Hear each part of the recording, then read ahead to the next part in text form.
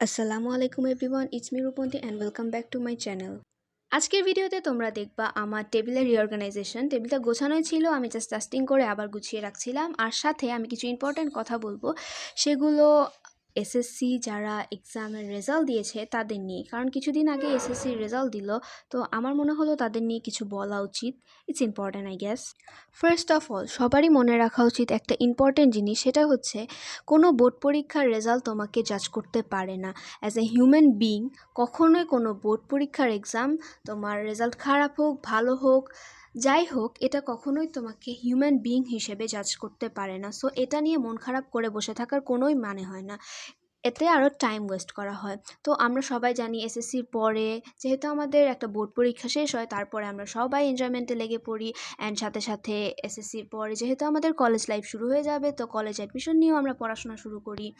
তো কলেজ অ্যাডমিশনের পড়াশোনাটা অবভিয়াসলি ইম্পর্ট্যান্ট, বাট আমার মনে হয় এখানে আমাদের একটা গ্যাপ থেকে যায়। সেটা হচ্ছে যাদের এসএসসি লেভেলের পড়াশোনা 100% কমপ্লিট ছিল, তাদেরই উচিত কলেজ অ্যাডমিশন নিয়ে একদম টপ লেভেলে চিন্তাভাবনা করা। আই গেস যাদের জাস্ট 70 to 75% হয়ে গেছে, তাদের এতটা বেশি লাফালাফি না করা, আই থিঙ্ক সো।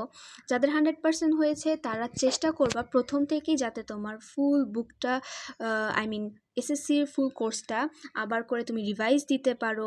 রিভাইজ করবা যাতে তোমাদের সামনের কলেজ অ্যাডমিশনের টেস্টটা ভালো হয়। কলেজ অ্যাডমিশনের টেস্টটা খুব যে ডিফিকাল্ট তা না, বাট এটা তোমাকে একদম তোমার এসএসসি যে সিলেবাস সেটার একদম খুঁটিনাটি টপিকগুলো তোমার প্রশ্নে আসবে। সো এটা কোনো অ্যাডমিশনটা টাফ এমন না, চেষ্টা করলে সবাই পারবে, আই হোপ সো। অ্যান্ড যাদের পড়াশোনায় একটু তোমার গ্যাপ ছিল, তারা কলেজ অ্যাডমিশন নিয়ে বেশি উৎসাহী হও না। I believe that and it's proven.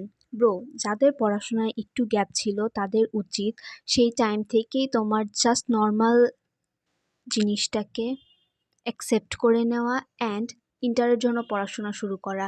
ভাই, ইন্টারের পড়াশোনার লেভেল 2 বছরের, জাস্ট বলে 2 বছর, বাট তুমি 2 বছর কখনোই পাবা না। হায়েস্ট তুমি 15 থেকে 16 মাস সময় পাবা, যেখানে তোমার প্রত্যেকটা সাবজেক্টের সেকেন্ড পেপার সহ পড়তে হবে। অ্যান্ড সেই জিনিসটা একদমই তোমার কোপ আপ করা সম্ভব না। সো এসএসসির পরে অনেক লং একটা টাইম পাওয়া যায়, তো সেই টাইম থেকেই সবার উচিত এসএসসির পড়াশোনা ইন্টারমিডিয়েটের পড়াশোনা শুরু করে দেওয়া। অ্যান্ড আই থিঙ্ক তোমার একদম সিলি সাবজেক্ট যেগুলো, বাংলা, ইংলিশ, আইসিটি, এই সকল জিনিসগুলো তোমার তখন থেকেই কমপ্লিট করে রাখা উচিত।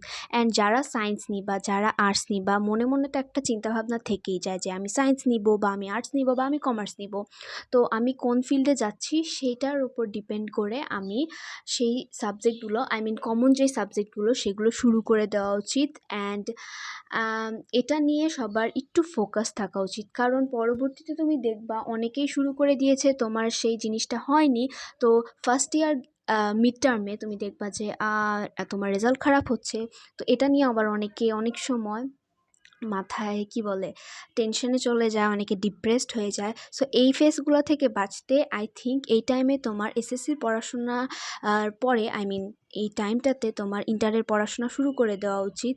সো এটাই ছিল আমার একটা advice as a x SSC student and একটা ইন্টারমিডিয়েট স্টুডেন্ট হিসেবে আমার এটাই একটা রিয়েলাইজেশন আসছে।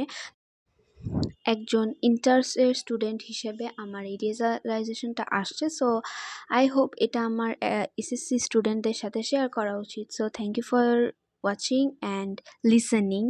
I think it's helpful. আর যদি হেল্পফুল লেগে থাকে তাহলে প্লিজ সাবস্ক্রাইব করো for more such contents and tata, bye by.